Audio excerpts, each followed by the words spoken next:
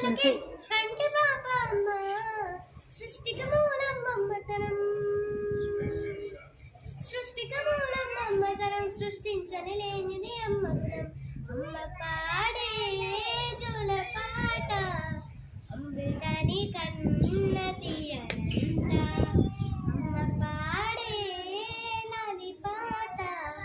తేనెలూరి పారే ఎల్లంట నిండో జాబిలి చూపించి రెండో బుగ్గలు గిల్లేసి రెండో జాబిలి చూపించి